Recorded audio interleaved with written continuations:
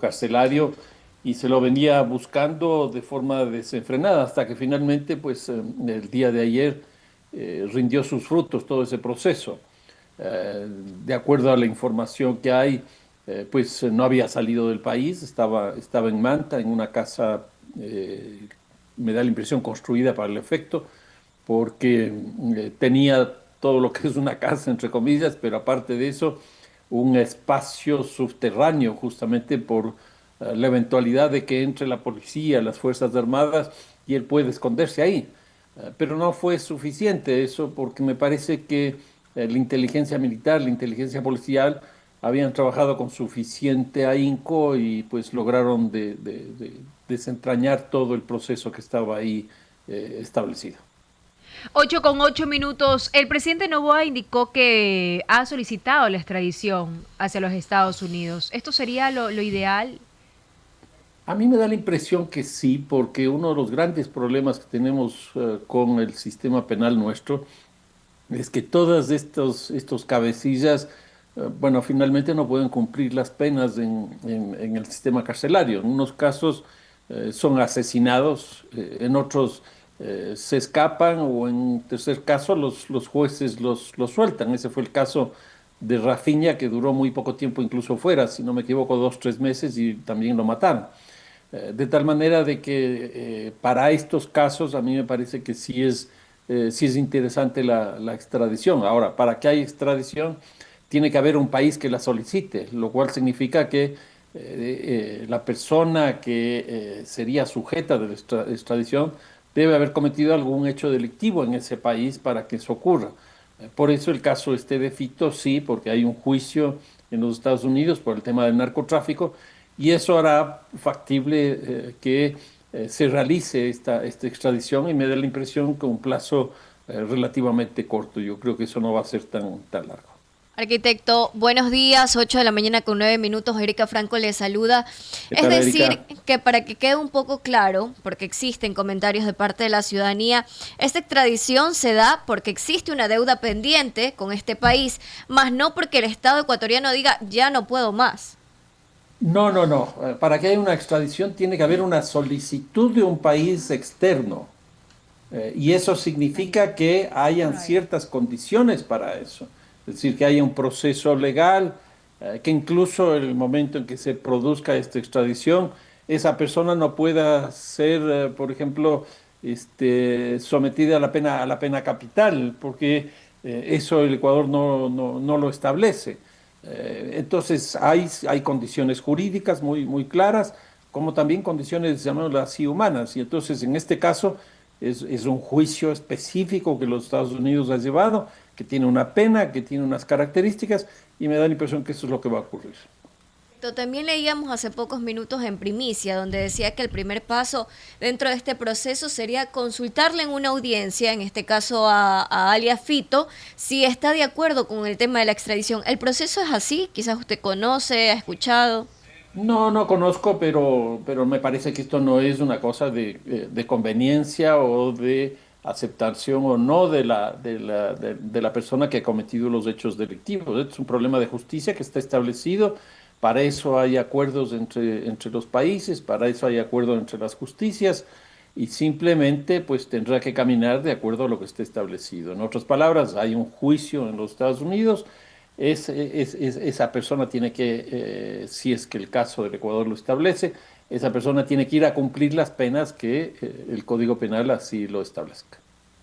8:11, arquitecto. Ahora, podríamos decir que se ve el plan Fénix o el bloque de seguridad, como lo llaman ahora los militares y policías, va ligado a esto del plan Fénix, porque la gente dice, bueno, nos subieron el IVA, por ahí vemos operativos, megas operativos, bloques de seguridad. ¿Realmente esto corresponde a todo lo que ha venido manejándose desde antes? ¿O cómo usted califica las acciones de las fuerzas militares y policiales? No, yo creo que el caso este es un caso exitoso, si uno no puede negar eso, pero está inscrito en un contexto bastante complejo. Por ejemplo, el mismo tema del sistema carcelario.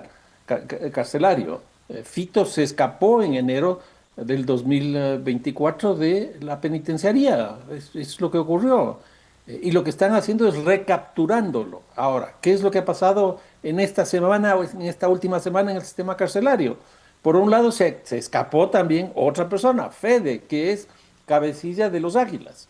¿Y cómo se escapa esta persona? Se escapa yendo a un servicio clínico dentro del sistema penal, cuatro personas, cinco personas, y de ahí se regresan solo cuatro. La quinta persona, pues desaparece. ¿Y cómo desaparece? Desaparece porque sale vestido de militar y sortea todos los filtros que hay ahí adentro. De la información pública que se conoce, esta persona o esta organización, que son los Águilas, pagaron como $1 millón y han sido sometidas a previsión preventiva alrededor de 22 personas, entre militares, etcétera. Entonces, ahí hay un problema complejo, un problema complejo del SNAI que no está funcionando. La segunda cosa que también ocurrió en esta semana, el intento de asesinato de Daniel Salcedo, una persona que está involucrada en varios delitos y tiene ya sus penas específicas, pero que ha salido en estas últimas semanas en la información de que él estaría vinculado también al tema del asesinato de Fernando Villavicencio y que él estaría interesado en hacer una colaboración con la justicia. Y entonces, ¿qué es lo que ocurre? Cuatro personas se van a su celda, donde estaba con su hermano, y entran con un arma calibre 9 milímetros, nada más ni nada menos, y armas blancas. Intentan asesinarlo. Pues por suerte eso no ocurre. Sale lesionado su hermano, que bueno, fue al hospital y me parece que ya se ha recuperado. Pero ahí también tenemos un problema. Entonces, en esta semana hemos tenido tres hechos vinculados a las cárceles. Una, la recaptura de Fito, que es una cosa muy buena. Otra, la evasión, la fuga también de Fede. Y finalmente este altercado, este problema que hubo con Daniel Salcedo. 8:14 minutos, arquitecto. También ideal consultarle este tema que ha generado críticas, otros han aplaudido, hay gente que apoya que los adolescentes sean juzgados como adultos. Sobre esta reciente ley aprobada en la Asamblea Nacional de la Ley de Integridad que pone medidas más severas para adolescentes infractores, ¿cuál es su análisis al respecto? A mí sí me preocupa eso porque uno de los grandes problemas que tenemos con el sistema carcelario en el Ecuador es que no es de rehabilitación ni tampoco es de reinserción. En ese sentido, no cumple los preceptos constitucionales, que ahí se establece claramente que la cárcel tiene que rehabilitar y tiene que reinsertar, pero eso no está ocurriendo. Entonces, ¿qué es lo que ocurre? Pues estas personas de 14, 15 años, qué sé yo, sometidas a prisión, llegan a los recintos penitenciarios comunes y están pues penas largas, 15 años, como se establece ahora. ¿Qué es lo que va a ocurrir? Que esas personas que entraron sin saber nada en términos delincuenciales y que tampoco estaban estructuralmente vinculadas a las organizaciones criminales, pues ahí dentro de la cárcel lo van a lograr, esas dos cosas. Siempre se ha dicho que que las cárceles son universidades del delito, son escuelas del delito. Y hoy día ya no solo que son universidades o escuelas del delito, sino que son fábricas del delito. Y entonces todo eso van a aprender estos muchachos. A mí me parece que aquí lo que se debería hacer es reformas para que efectivamente haya la posibilidad de la rehabilitación y la reinserción. 8:16 minutos. Arquitecto, ¿y realmente en Ecuador existe la reinserción y rehabilitación? ¿O se En la- podría entrar a un proceso para que exista realmente? Porque no existe. no existe, no existe. Por eso yo sostengo que incluso el sistema carcelario en el Ecuador está al margen de la ley. ¿Por qué digo esto? Porque si eso está establecido en la Constitución y eso no se cumple, quiere decir que es contrario a esa norma y por lo tanto no es legal. Yo creo que esa es una de las cosas que habría que trabajar pues con mucha fuerza, porque si no está pasando lo que señalaba hace un rato. La gente que entra a la cárcel termina vinculada a las estructuras criminales y termina con un oficio que esas propias estructuras criminales le van estableciendo. Arquitecto, a veces estas declaraciones podrían generar que la gente diga, entonces, ¿qué hacemos pues con los adolescentes? los protegen, tienen mejores derechos que la víctima. O sea, le digo porque podría malinterpretarse porque la gente dice, bueno, cuando escucho a alguien hablar así es porque quieren protegerlos a los menores sin importar el delito que cometan, porque ya los menores asesinan, trafican droga, bueno, poco de delitos en el país. Eh, entonces, ¿qué es lo que se debe hacer para cambiar esas perspectivas de las personas que dicen, no, pues este adolescente ya sabe lo que hace? Pues no es que no sabe lo que hace. ¿Cómo cambiar esa perspectiva a la gente, No, yo arquitecto? creo que ahí hay problemas estructurales profundos. Es decir, por ejemplo, un muchacho de 14, 15 años que no esté estudiando tiene problemas. O sea, tiene que estar en la escuela, tiene que estar en el colegio, tiene que estar en la universidad. Entonces tenemos que generar esos ambientes, esos espacios para que esta gente esté donde tiene que estar, no en la calle, no vinculada a estas organizaciones. Por otro lado, creo que también hay organismos internacionales que ya se están pronunciando. El caso de UNICEF. UNICEF ha hecho observaciones muy serias respecto de estas normas. Entonces, aquí probablemente lo que va a ocurrir es que se hagan interpelaciones ante los organismos internacionales o ante la propia Corte Constitucional y se nos venga abajo. La gran pregunta que está atrás de esto es, ¿la única alternativa que tienen estos jóvenes es el delito y es por tanto la cárcel? Yo creo que no, yo creo que no, yo creo que ahí tenemos que ver nosotros, qué sé yo, la educación, el deporte, la cultura, la familia, todo eso hay que ver la posibilidad de trabajar para que estas personas no incurran en estos hechos delictivos y terminen en la cárcel, ¿no? 8:19 minutos. La UNICEF también se pronunció, arquitecto, rechazando estas Así es. penas más severas para los adolescentes. ¿Qué es lo que se debe hacer entonces con los adolescentes? Porque ya hay varias leyes que se han aprobado en ese marco, penas más severas para quienes reclutan a menores, esta reciente consulta popular que fue hecha el año anterior, arquitecto. ¿Qué es lo que se debe hacer entonces? Es que no todo tiene que pasar por la norma. No creo que todo tiene que pasar por la asamblea. No todo tiene que ser una ley. Yo creo que aquí, por ejemplo, fortalecer los sistemas educativos. Uno de los grandes problemas que tenemos en las barriadas populares es que no tenemos escuelas.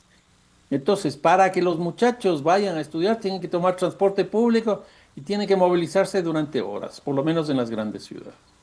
Eso no puede ser. Yo creo que ya es hora de que establezcamos, por ejemplo, esto que se hizo en París o se está haciendo en París, que es la ciudad de los 15 minutos.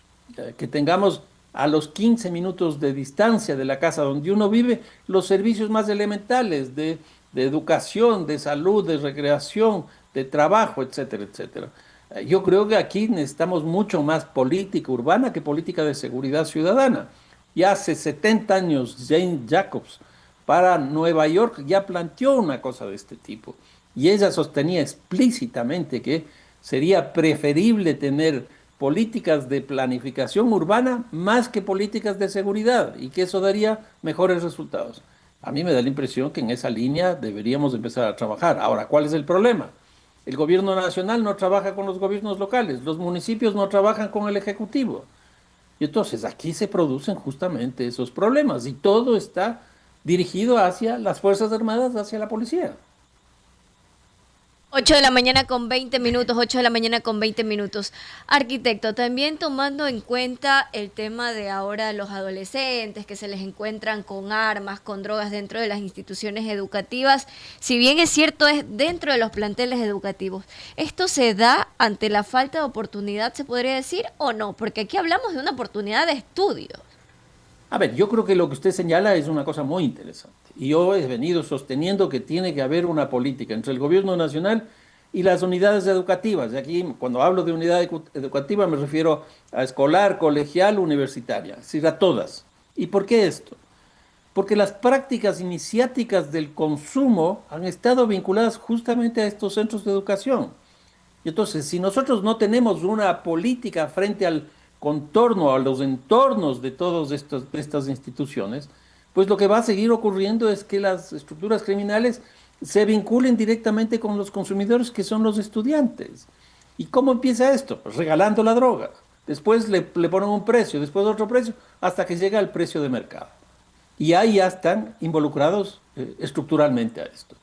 Si nosotros no tenemos a los municipios metidos ahí para que revisen usos de suelo, porque nosotros sabemos que alrededor de los colegios, de las universidades, tenemos bares, cantinas, discotecas, etcétera, etcétera, etcétera.